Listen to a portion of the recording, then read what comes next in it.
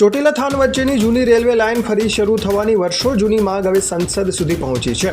સુરેન્દ્રનગર લોકસભાના સાંસદ ચંદુભાઈ સિહોરાએ સંસદના ચોમાસુ સત્ર દરમિયાન કેન્દ્રીય રેલવે મંત્રાલય સમક્ષ ચોટીલાને ફરી રેલવે કનેક્ટિવિટી આપવા રજૂઆત કરી છે।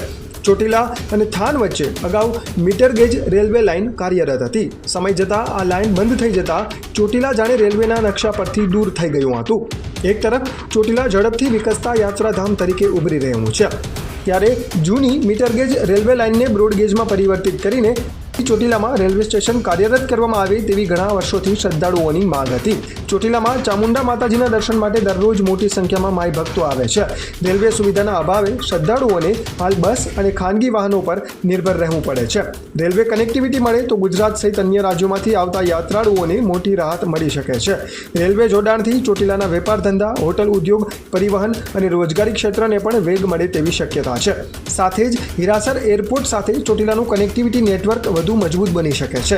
સાંસદના જણાવ્યા મુજબ રેલવે મંત્રાલય તરફથી પણ આ મુદ્દે હકારાત્મક જવાબ મળ્યો છે, ત્યારે ચોટીલા પહોંચવા માટે ટ્રેન ક્યાં સુધીમાં શરૂ થાય છે તેની સૌ માઈ ભક્તો આતુરતાથી રાહ જોઈ રહ્યા છે।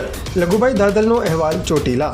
ચોમાસુ સત્ર દરમિયાન હું દિલ્હી હતો। ગત 13 તારીખે આ સત્રની પૂર્ણાહુતિ થઈ। આ સત્ર દરમિયાન સુરેન્દ્રનગર જિલ્લાના લગભગ 10 રેલવેના પ્રશ્નો મેં રજૂ કર્યા છે। એમાં ચોટીલાનો પણ સમાવેશ થઈ જાય છે। સુરેન્દ્રનગર જિલ્લાના જે હરિદ્વાર યાત્રાળુઓ જાય છે એને સીધી ડાયરેક્ટ અહીંથી ટ્રેન મળે એ બાબતનો પણ એમાં એક પ્રશ્ન છે।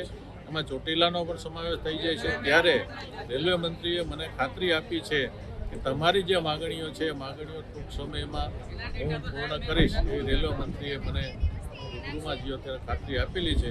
મને આશા છે કે આ રેલવેના પ્રશ્નોનું સોલ્યુશન